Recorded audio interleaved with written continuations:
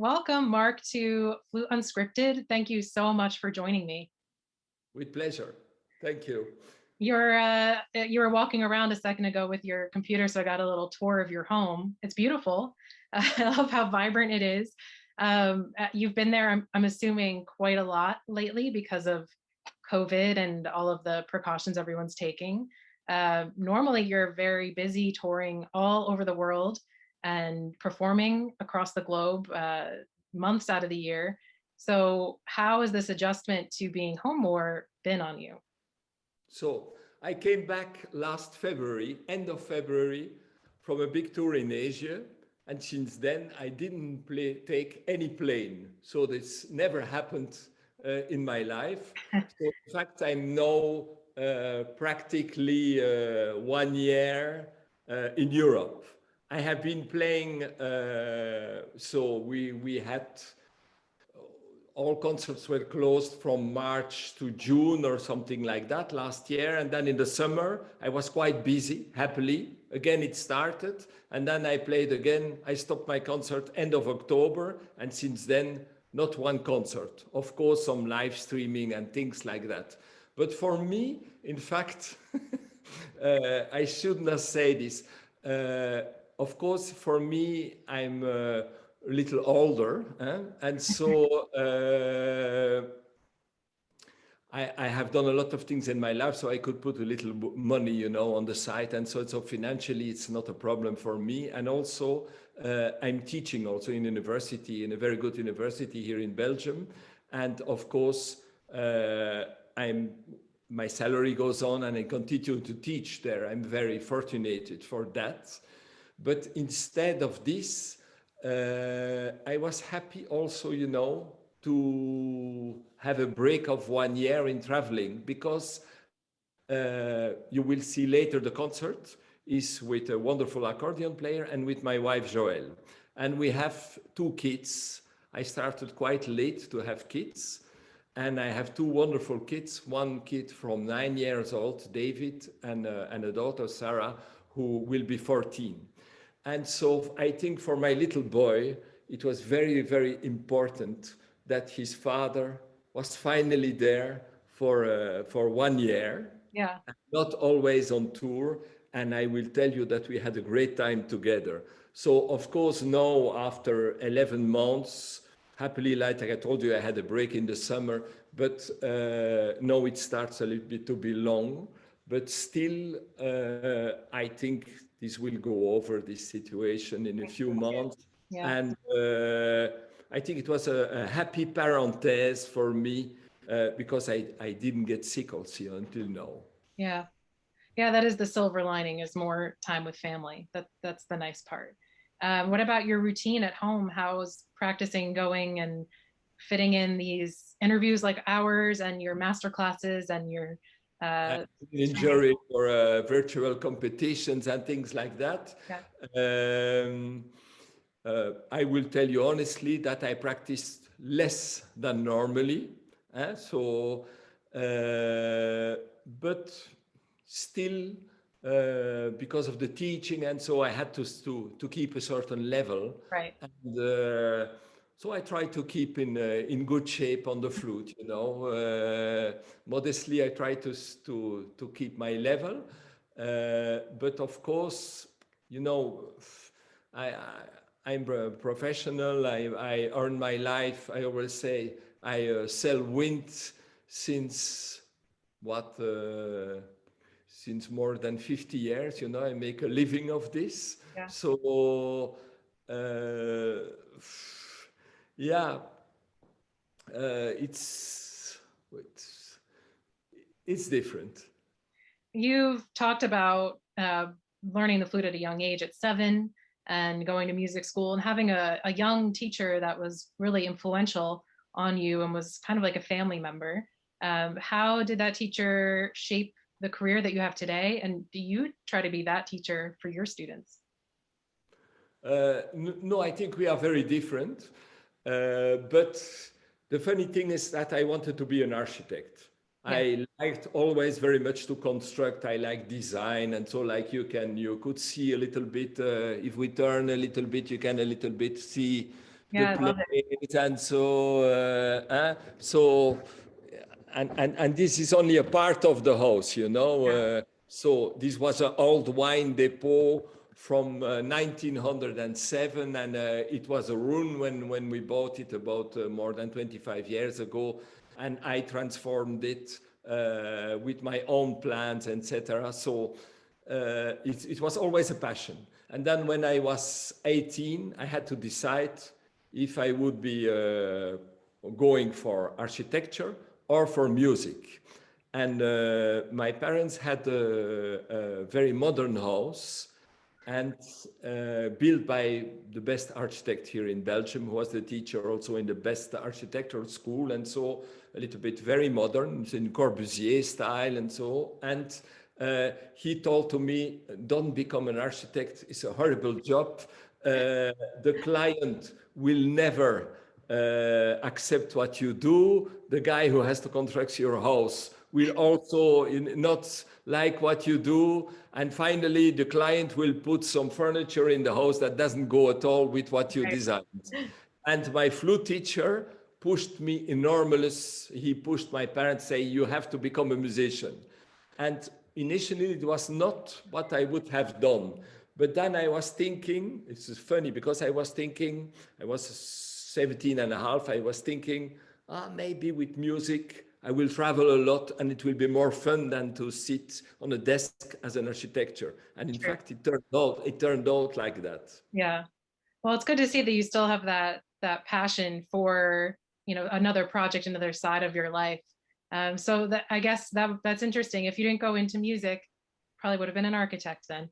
For sure. Yeah, For sure. that's great. What other, do you have any, morsels of advice that you find yourself always saying to students? I see that your some like Marc isms are don't record a piece without performing it first, and don't play everything so fast when you're learning.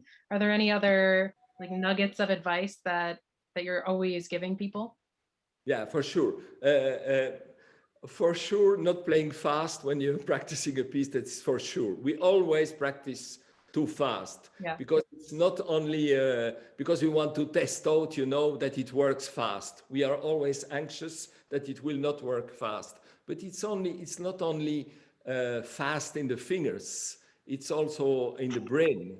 Your brain needs time to really know a piece, and that is automatic things, you have to read in advance, and so works well. So this is one thing. So the advices I give in generally, on top of what you just said, is to practice slowly, but also to practice always with big sound.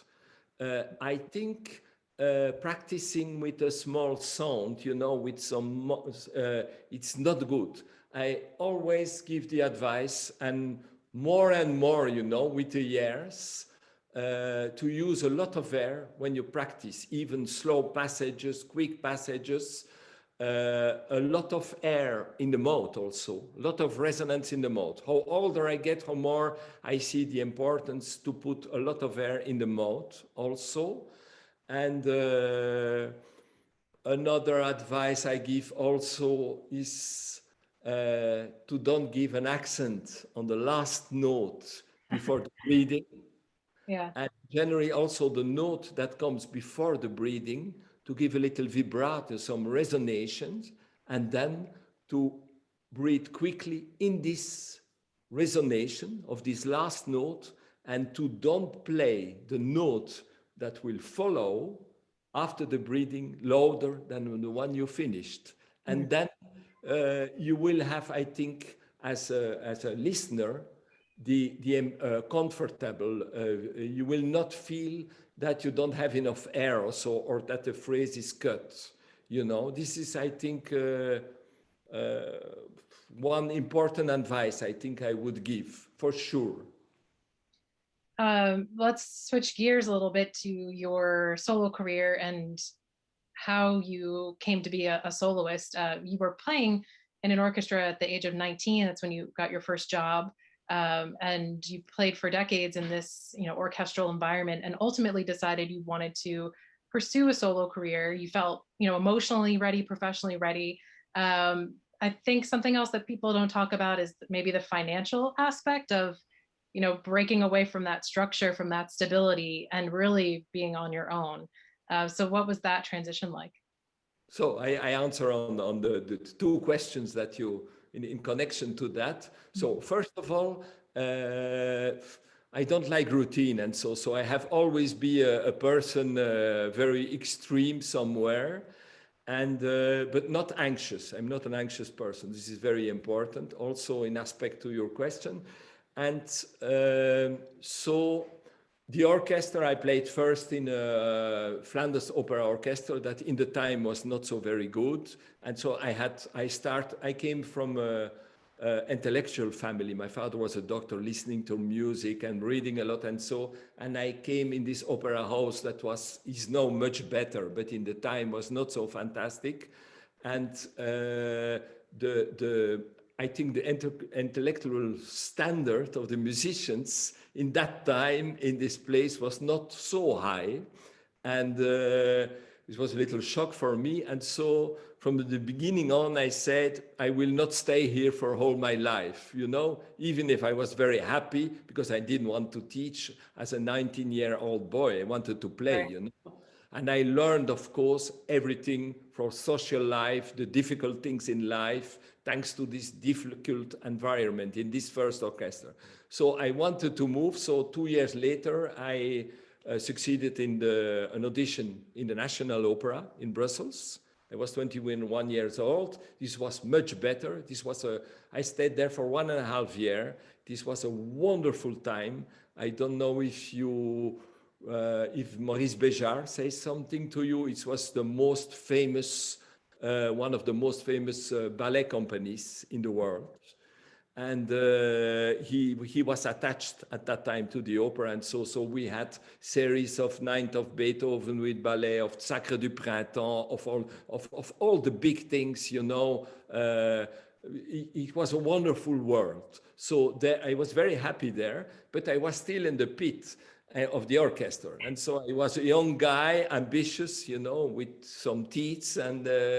And so I wanted to have something better. And in the National Radio Symphony Orchestra in Belgium, 2 years after that, there was an opening as solo flutist. And I did the audition and I got the job. And this was for me really the beginning of my career, because we were on television, we were on a lot of things, and this was really exciting, very exciting moments for me in my life. The people in this orchestra was quite hard, was not always everybody so friendly, was not always so easy, but I learned everything there. But after, I don't like routine, so I wanted to do also other things. I started to play a lot of chamber music and to do concerts. So the people saw me on television. So I start a career. And so I start to meet composers. And so from the one to another, I started to play solo performance. I start to do things. And so after 10 years, I was a little fed up with this routine and this. I loved the sound of the orchestra, of course, but I learned also everything in the orchestra, because the thing in an orchestra, I think every musician, surely a wind player, should have a passage, even if he wants to be a soloist, should have a passage in an orchestra. Intonation, different conductors with different views. You make your really education there and not in the school where you study, Right, yeah, it's a true rite of passage to play. It's there that you learn everything, and you learn to have a personality, but to fit in, what is not always so easy, but necessary in classical music. And so after 10 years, I said, I was already a lot on tour. It started to be very difficult to combine both. But the chief conductor at that time was a good friend, and he was very nice with me. And even when I decided to quit the orchestra, he was insisting that I would stay, But I wanted to change in my life. So I remember I posted my letter to say that I stopped, in 5 minutes like that. And I say, so I cannot come back, you know, on my decision. And of course, I got my fixed teaching job. I was assistant at that time in the conservatoire, but this was 3-4 hours a week. It's not a fixed job, you know. But I got only 12 years later a real job as in university to teach, you know, a fixed job. So I had 12 years where I was only living from my tours and from my concerts. Wonderful, but of course, always thinking I have to make my budget for the year and my tours and my thing, but challenging. You know, I never, all my friends, they say you are crazy to have to quit the orchestra, you know, with a salary, and it's so difficult, but I never have regretted in my life. Right. It certainly worked out for you. Yeah. And I'm sure, I mean, part of becoming a soloist too is finding your sound and having that characteristic sound that you're recognized for. I think it's something you're proud of, that people can turn on the radio and they know, oh, that's you playing. How, very important. yeah, how do you, I mean, how do you suggest other people develop their sound? I'm sure there's aspects outside of music, things you have to develop with your personality. So what are some things that you can do to really find your sound and what you want to project? You know, I think the first thing I would answer on this is everybody has I don't know in English very well, sorry for my English, but has a vocal print, une empreinte vocale. Everybody has his own voice when he speaks, not only singing, you know, the color of the voice. And so everybody has a different color of a voice. And I think on an instrument, it goes farther on the instrument. You should listen to your own voice and develop it, you know? So I think for me, I don't like standard playing, you know? Of course, like I say, there are rules and you have to be raffinated and respect the rules of any epoch of music you play. But I think it's very important to have your sound, your way of phrasing. This is, when I go to a concert, even from a symphony orchestra, maybe I will listen only to the second oboe, you know, because he has something fantastic. I cannot tell you why. And it's like you go to listen to a piano trio, maybe you will listen only to the cellist and not to the pianist and to the violin. It's, you know, people has this, some people are special. This is so important. What I learned also in these years, I was in the orchestra, I saw the first rehearsal, the soloist coming on stage, you know, and I could already smell that it will be interesting or not. Like a sense, yeah, you just know. Yeah. It's a charisma, color of voice. This is, I think, the most important thing. And of course, you can develop this because I started young to earn my life with music and to be a professional. And I was not very happy with physically with my sound and be, in French we say épanoui, to be, to feel physically well after a concert, after playing. So I started to do yoga and I went to singing lessons and this helped me tremendous, you know. It opened another world for me, especially the breathing in yoga, especially with all the exercises. You asked me some advice. So the exercises I breathe a lot through the nose also, because most of the flutists, because we have to be quick, you breathe through the mouth. But I think in the beginning of the phrase or so, it's very important to inhale also through the nose, because then you breathe much deeper, you know. Yeah, that's controversial, because I feel like a lot of people are very particular about breathing through the nose and not doing that. So that's interesting. And especially in the beginning of a piece. Yeah. And then you can add air through the mouth. But when you breathe through the nose, the air goes in the back, as low in the back of the lungs, it helps a lot. And it puts your energy lower. And so many things, I can go for hours on this. How else has yoga helped you in your performances?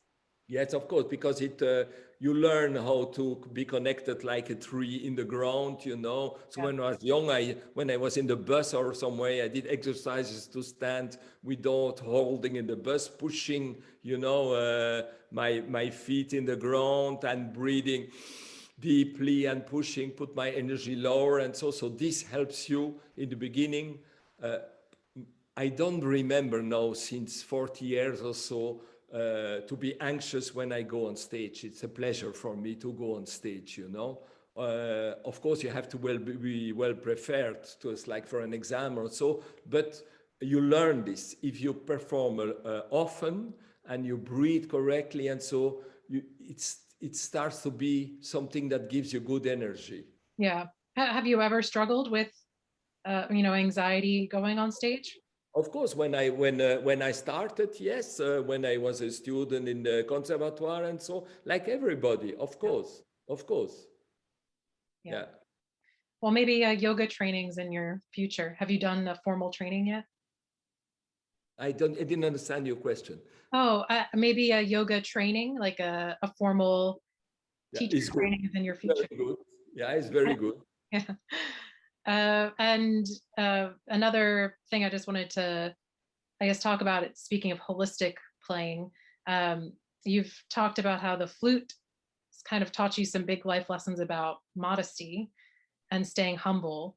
So can you elaborate a little bit on that and how you do stay grounded while also being a soloist, which is kind of, the opposite. You have to be very extroverted and very confident. Okay, there is one thing there is one thing, of course, if you decide to be a professional musician, it's a pity, but you cannot show your weakness. You have to always pretend that you are the best, and so Yeah. modesty, to answer to your question, modesty is not very good, but it's okay. The people they have to feel that you are comfortable, and you have to have a big personality, and of course if you work on stage as a soloist in front of the orchestra, of course it's normal. Artists are jealous in between, and so will have people who are jealous, and so you have to be strong, to Right. in your mind, you have to be strong to fight about this. So modesty, I think, when you're an artist, as certainly a performance artist, that it can go wrong every second. Yeah. So if you are not modest, you are stupid. Come on, and how more you go farther in the career, how more you have respect for everybody and for every musician, for every person, and life is more easy with modesty and respect for the others. Right. Well, you've been pretty open about how you weren't always so confident in your playing. I mean, in the beginning, you had a lot of things that you wanted to work on that you weren't happy with in your playing. Did you share any of those insecurities or challenges with anybody, with a teacher or a mentor, or did you just kind of Of internalize course. it? Yeah. Yeah, of course, you have to be open and so. But I think also the teaching and interaction with the students has changed very much. I had teachers who were like dictators and who were terrible. We were afraid from them. They were. Now we have I think so, we have a completely other relation with students. I share everything with my students. I don't have any secret, and it's very natural. I show them all the unusual tricks I use, and so Right. I don't hide anything. I want them to not the teaching I had, but I try to have something, all the little things I can give to them to help them. It's a great pleasure. Yeah. And how do you, I mean, what advice do you give other flutists though when they're kind of getting down on themselves and really contemplating maybe quitting or just giving up? It's too challenging. I think it goes always up and down. I think it's normal. I think you have a period. You like your sound, and then comes a period you hate your sound. Then you start to search many things with head joints, with a lot of things, and then again you come back to the initial. You know, changing too much from flutes and things like that is not good. It's it takes so long time to accept your sound, and accept your sound is of course with the qualities and the defaults, so and the bad sides of it, but you have to accept it. It's human, it's not perfect, happily. Perfect Yeah, people are so boring. right. And, and this is important because, okay, I play now since 13 years, 9 carat. I have two 9 carat Miyazawa flutes, you know, and they make the head joint on my specifications and so. And it's a choice, you know, it's flutes that are quite brilliant.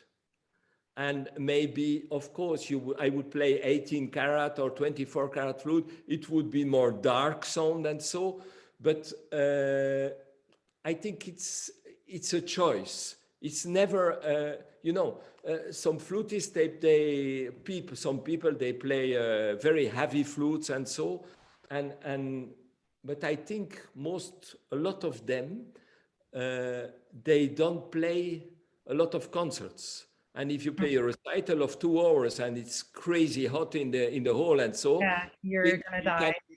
I'm not a small guy, you know, but I think you cannot move at the end of the concert and Right. you are not free. The flute, in fact, the music is important and you have to feel free to express yourself. You know, you have to forget about the instrument. Yeah. So I think this flute is, for me, a very good compromise, you know, and I trust the instrumental. So the mechanic is absolutely this Brugger mechanism, the new Right. Brugger You, mechanism. you went to school with, is it Thomas Broger that you went Yeah, to school with? Yeah. no, he was Thomas Brugger. Is the son of Johannes Brugger, Yeah. of the inventor of the Brugger mixer. But Thomas, when I was long ago, when I was assistant in the Brussels Conservatory, well, while I was in the concert, I was already teaching a little bit. He was my student. Uh, Oh, funny. and it's funny story because his father, Johannes Brugger, when I played in the south of Sweden or in Denmark and was close to Copenhagen, he always came to my concerts. And he was a man with incredible sense of humor, but a little bit, Danish people are a little bit like that. They have this British humor, you know. Like Uh, dark humor. yeah, but I love this. I love this. And then Thomas was studying, I think, in Köln at the time with Adorian, when Adorian was in Köln and so. And his father told to him, "You have to go to study with this crazy Belgian guy there." That's how I studied with.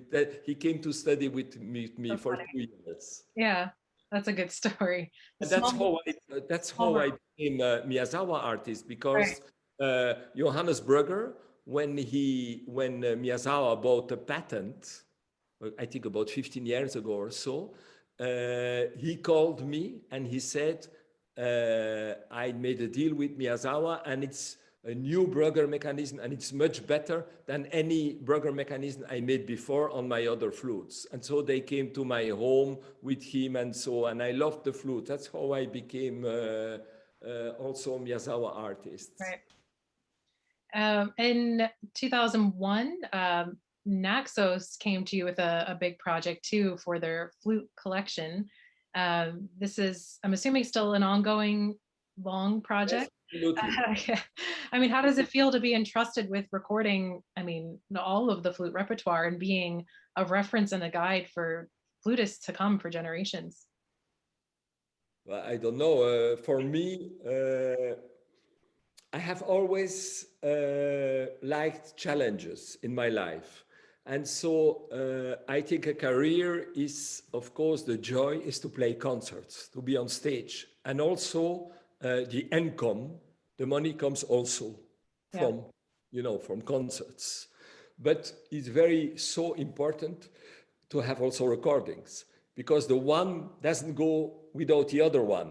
And it's like teaching goes also with concerts somewhere because you have master classes and you have some students who comes to the concert. The whole music Yeah, it's business all connected. is very connected one to another, Mhm. So for me, it's a normal thing, And of course, I was in life, you have to be sometimes, I think if you are very active, you can have luck. You can be lucky. If you stay at home and you always say, why this guy, I never jealous of other flutists, of other people. I'm so happy with when somebody has a success in the life and more success than me. And so I'm always happy with that. I don't spend time to be jealous. And I think some people, they ruin their life to be jealous of other ones. It's a pity. Yeah. And I have always also in the orchestra avoid to have to be related with negative people. When people came to me with bad waves or so, and I'll say, go to see somewhere else. I'm not interested. Yeah. And so with Naxos, I had a concert in Hong Kong because they are in Hong Kong, Klaus Heimann, the big boss of Naxos. And I was lucky that I did the premiere of the history of the tango that was written for me in 1985 of Astor Piazzolla. And I was with a group in Hong Kong with this fantastic little opera. It's with a small group, with 10 musicians, Maria de Buenos Aires from Piazzolla. It was quite a big production, but with not so many musicians, with a great band of musicians. I was in Hong Kong, and the big boss of Naxos was there, and he knew already recordings of me, and then he said, "Can you come to my office tomorrow?" And so, and it's life. It happens by accident somewhere because you are active. Right. And also, he had at that time not so much recordings with flute in the catalog. So he was interested also, to buy some old recordings from me to add in the catalog also, and not only for the new recordings. This is going to be about what, 30 recordings in the end? I mean, Yes, yes. how far are you now into the project? Yeah, I don't know, 20 maybe, yes. Yeah. That's exciting. Good luck with it and continued success. Yeah. I had one more question for you. Yes. I just a little bit curious because you just seem to be so keenly aware of, the sounds and characteristics of different instruments and how they blend so well together. I mean, you were just talking about history of the tango and your the arrangement that you play with accordion. You were really vocal about recording Mozart with a glass harmonica that was originally written for. Have you ever thought of doing any sort of orchestrating, arranging projects or side projects? Yeah, but maybe later when I will have more time. Yes, but I have always liked. I think somewhere to answer differently on your question. I think I don't like to be put in a little box, And Right. we live since many years. We live in a society where they try to put you in a box that you are the specialist of playing music from 1830 to 1832. And then the other one, but he plays only contemporary music, and so he cannot play Baroque music. And the other one this, and the other one that. I think if you play many different kinds of music, you play better the modern music because you play Mozart, and you play better Mozart because you play the actual music, and working with composers and so helps you also better to understand that these composers from Mozart's time or from Bach time, that they were live composers in the time also. This was not music that was dead, that you could not touch or so. Right. So I think this is extremely important, and you have to go for it also. And I accept very well that some people, they hate my playing, and that other people, they love it, you know. I think the thing in between I don't like so much. Mm. No. And that's why I try to be involved in new projects and so. And so with my wife and with wonderful accordion player, Christophe Delporte, we have this Astor Klezmer trio. We will speak a little bit later about this. It's also since a few years a new project, and it's different, and the people love this. You know, this, we have a lot of concerts with also with this ensemble because it's different, you know. Yeah. What's it like to collaborate with your significant other? I didn't understand well. What's it like to collaborate with your significant other, with your wife? So it's a good question. We met about more than 20 years ago, about 20 years ago, and we always said we don't want to be a couple of musicians, classical musicians, that works together, you know, and the one is jealous because the other one has more concert, or the other one less and more successful, because a career, it's always like that. It goes, like I said, like this. And so we decided not to play together for many, many, many years. Was absolutely not a problem. She played klezmer music in a klezmer band, and so she's a very good violin player and a fantastic singer. She was educated classically, voice, and also violin, and also jazz. And I went to her concert with great pleasure, you know, and she came to my classical concert also with great pleasure, and it worked well. And then I started this collaboration with the accordion player, with Christophe Delporte, and we start asking her at the end of the concerts when she came to sing a piece with us as encore, you know. And the people, in fact, you will understand why. I hope so when you will see the concert. They really, they were so enthusiastic that finally we started to make a program together. And it's not really a program that is with real classical music. And so I think it's more easy, you know, as a couple to play together in a project like that. But she's still involved in many projects, and me also. We don't depend from each other, only from this. Right. Well, thank you so much for Yes. sharing all of your advice. And it was really great to get to know you, and it was a pleasure. Yeah, thank you for good questions. Thank you. Thank you. Thanks. Bye. Bye-bye. Bye-bye.